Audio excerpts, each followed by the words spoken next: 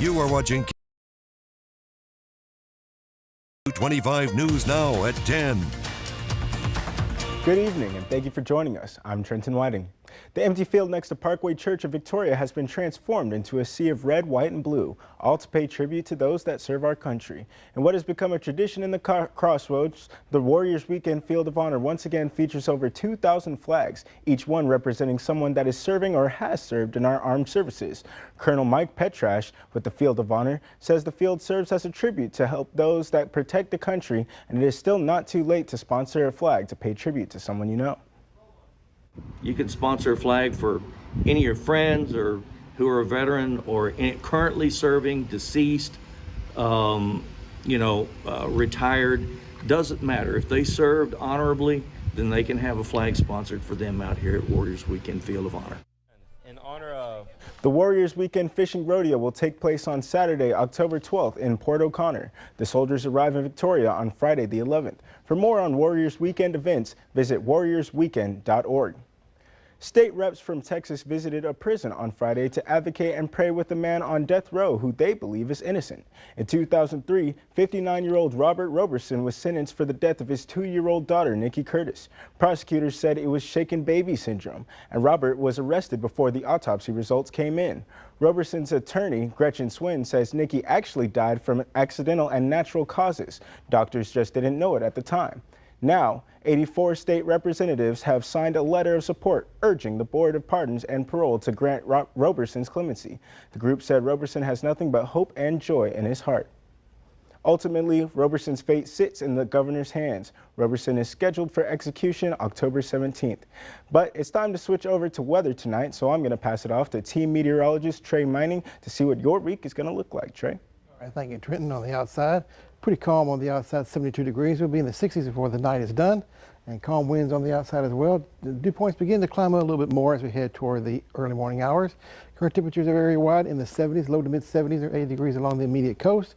And hot temperatures again tomorrow, and some activity perhaps yet again in the tropics to look at for next week. What's up with that? We'll take a look at that coming up later on in the full forecast. Trenton?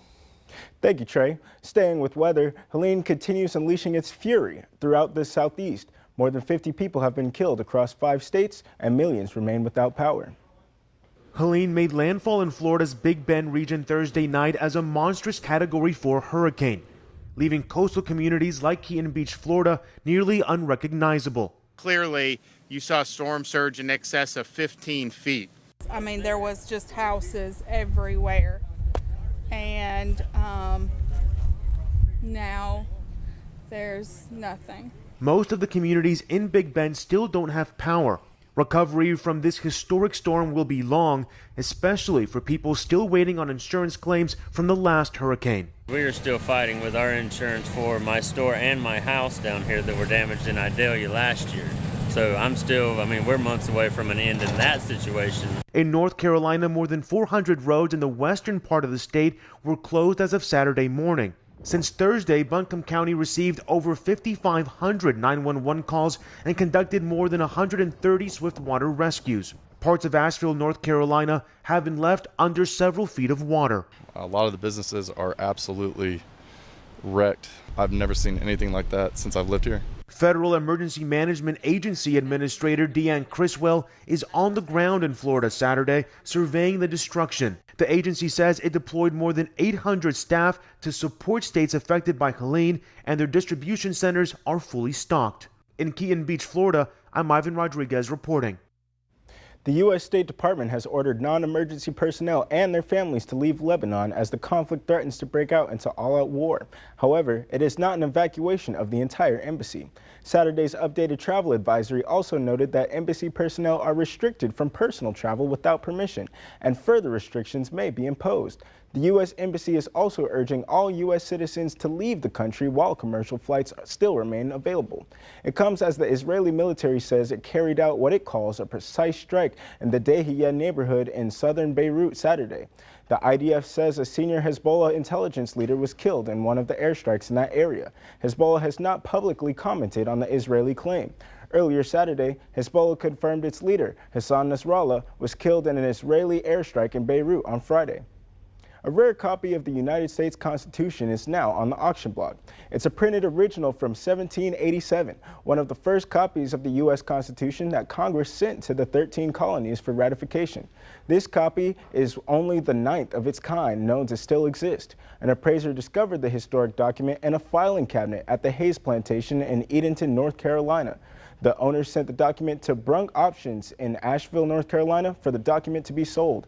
Brunk Auctions said the copy being auctioned is folded and lightly stained but in good condition. The opening bid is $1 million, but auctioneers think it'll sell for millions. Another rare copy of the Constitution that was printed for Constitutional Convention delegates sold for $43 million in 2021. Now to the historic court appearance for a sitting mayor of New York City, Eric Adams, entering a not guilty plea to corruption charges in federal court. When Eric Adams pleaded not guilty to a 5-count indictment, he became the first sitting mayor of New York to face a judge as a criminal defendant. Good morning, Mr. Mayor. Good morning. This morning, Adams is preparing to ask the judge to throw out federal bribery charges that accuse him of soliciting illegal foreign campaign contributions from Turkey.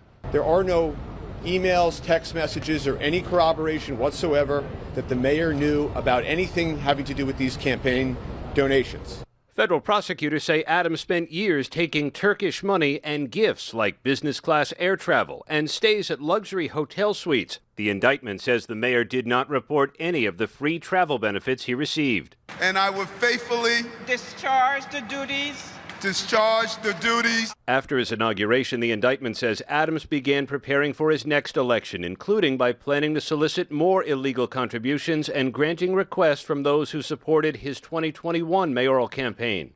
Adams is now facing growing calls for his resignation, New York Congressman Jerry Nadler saying, "My belief is the mayor has lost the ability to effectively lead the city of New York, and therefore he must resign." The mayor insists he's going nowhere. So far, the governor is holding off exercising her power to remove the mayor, saying it's now up to Adams to show he can lead the city. While Mayor Adams is resisting growing calls for his resignation, the investigation into his administration is only expanding. His chief advisor had her phone seized and her home raided. Aaron Katursky, ABC News, New York. And while Mayor Adams is resisting growing calls for his resignation, the investigation into his administration is only expanding. His chief advisor had her phone seized and her home raided. SpaceX is heading to the International Space Station for an important mission to bring back Starliner NASA astronauts Suni Williams and Butch Wilmore. The Crew 9 spaceship left Cape Canaveral, Florida on Saturday afternoon. It was supposed to leave Thursday, but Hurricane Helene delayed its departure. Crew 9 only has 2 crew members on board instead of the usual 4. Williams and Wilmore will occupy the empty seats when it returns to Earth in 2025. The duo has been stuck at the space station since June, as NASA deemed their Boeing Starliner capsule too risky to return with the crew. Williams and Wilmore were only supposed to be at the ISS for a week. The Crew 9 is expected to arrive at the space station Sunday evening. Remember to subscribe to our YouTube channel, Crossroads Today. Hit the like button and click the notification bell. Stay with us. Coming up, there is a new member of the $200 billion club. Next. Okay, let's take a look at the state of Texas. Pretty clear everywhere you go. Some high clouds in northeastern Texas. High pressure dominates our weather here, giving us another sunny day tomorrow. But what about next week? Could there be some rain chances? Could topics causing the rain chances? We'll take a look coming up.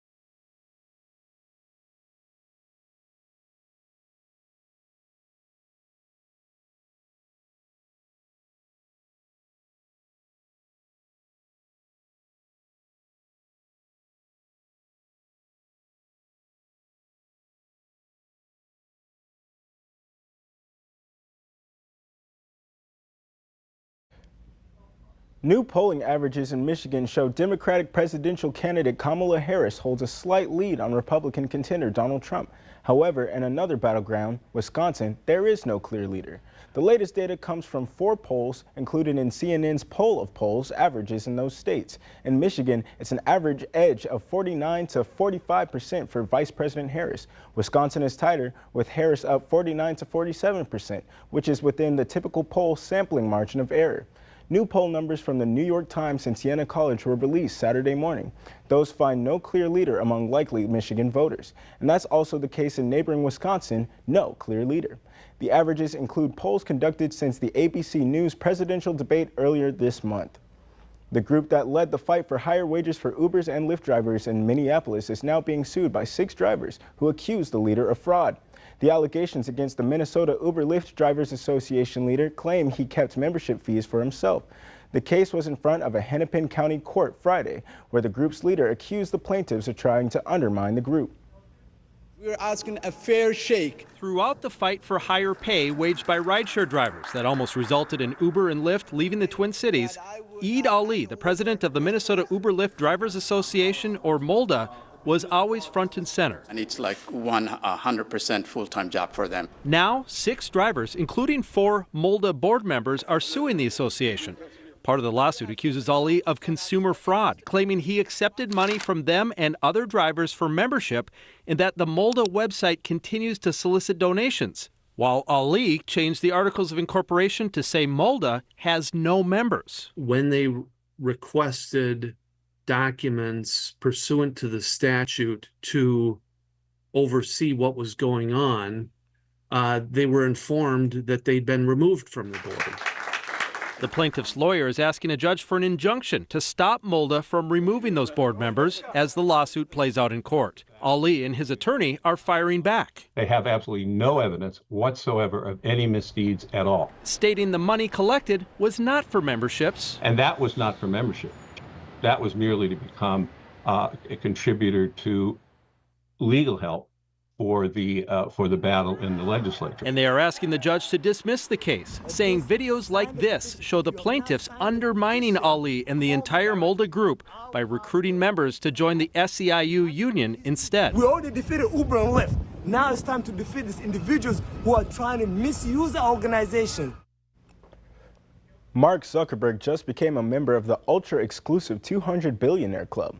The Meta CEO now reportedly has a net worth of $200 billion or more. Zuckerberg joins Tesla CEO Elon Musk and Amazon's founder Jeff Bezos as the only humans on the planet to be part of that club. That's according to the Bloomberg Billionaires Index. Zuckerberg tops the mark after seeing a $72 billion increase in his wealth this year. The boost came largely by a spike in Meta stock of nearly 60% this year to more than $560 a share. The billionaires stack up like this: Zuckerberg sitting with a $200 billion net worth, Jeff Bezos at $216, and Musk at $265. The craze around artificial intelligence is seen as a benefit to all three. Halloween is almost a month away, and Uber has announced a new partnership with the largest Halloween retailer in North America. The rideshare company will now deliver costumes, makeup, and even decorations from Spirit Halloween. Uber said households are looking for on-demand delivery to get what's needed now. So this spooky holiday season, instead of heading to the seasonal store aisles, your Halloween supplies can be delivered right to your door. There will be fees associated with Uber Eats delivery. For more on today's news stories, come to crossroadstoday.com. Don't forget to submit your birthday wishes. Carolina Estrain and meteorologist Parker Cox will read them live on 25 News Now Sunrise. You can also submit a local military hero so we can recognize them. Let's take a review of the day. Why don't we? 96 degrees was the daytime high today. Hot day for sure. Low, nice and cool. 62 degrees early this morning. Felt very nice. And that'll be one more morning of that again for your tomorrow morning time frame. And no rain yet for September. We're going to end the month on the deficit. Rain chances are on the increase at some point. What about more activity in the tropics potentially, in the Gulf of Mexico, that is? We'll give you the details coming up in your forecast.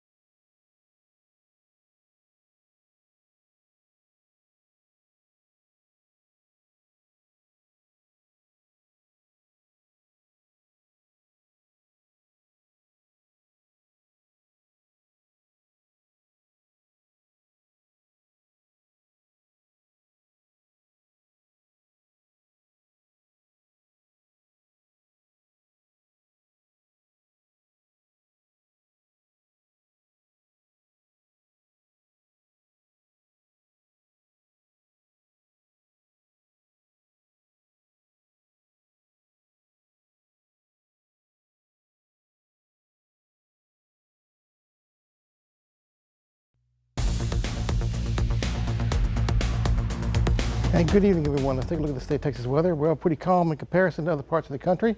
High pressure still ridging into the state of Texas, of course, keeping us on the dry side for now. The remnants of Helene are mixed up with a low pressure area with a frontal zone that moved through our area a few days ago. Now still continuing to sit over the Appalachian Mountains area, southeast corner of the United States, causing the massive flooding they've been having there the last day or two. That'll slowly move to the east with time. The high pressure will continue to ridge in for us, giving us good weather, cool mornings, and not so cool afternoons with sunny skies and highs in the 90s. Note the northerly winds, keeping things on the dry side for now, keeping the humidity on the low side pretty much. As you see as we go through the next couple of days through your day on Monday into your Tuesday, we'll have more of a southeasterly flow, slowly but surely, coming in by midweek more than likely and giving us more of a humid feel, and then eventually setting the chance of rain chances coming up. Well, district games are now in full swing for the Crossroads in your high school football. Your game of the week features Victoria East in action. Your Friday night game of the week was the Victoria East Titans hosting the New Brownfield Unicorns for their first district game. Things look bright for East at the beginning when Caleb Jefferson catches a pick six, scoring in the first quarter of the game. Check out Jefferson as he runs this all the way to the bank.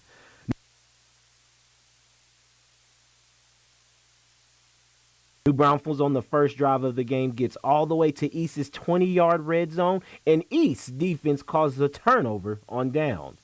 Both teams going back and forth when the Titans was able to squeeze out another touchdown from Christian Franco late in the third quarter to make the score 20-23. The fourth quarter action was most certainly one not to miss. Junior QB Carlin Helms was always ready for this moment. It's obviously it is a little nerve-wracking, but everyone has to stay, especially on defense, you have to stay calm because especially when big plays happen, you got to be ready for the next play and moving on from the bad plays and looking forward to the next to make a bigger one. I think Caleb Jefferson, I think he had 2 interceptions, I believe, and it's his senior year, and he's really balling out for us on defense. He's doing good on offense too. The Titans were able to make another turnover on downs, but the Unicorns' defense proved to be too good enough for the Titans to unfortunately not score the remainder of the game. The effort and great plays of the game were all given at the end from Coach Ford. No, defense played great. Special teams played great. Offensively we got out of rhythm a little bit. That's a game that we're going to want back for a while. We've got a bye week next week, so hopefully we can get in, we can clean up a lot of this, and we've got 5 games left that we need to go out and prepare to win. The Goliad volleyball team is one of the state favorites, and that was made clear in their opening district match taking on Luling. Goliad swept their opponents. The score was 7-25 in the third series of the game. Carolyn Youngblood led the way with 3 aces and 12 digs. I caught up with her after the game to discuss the game and the team.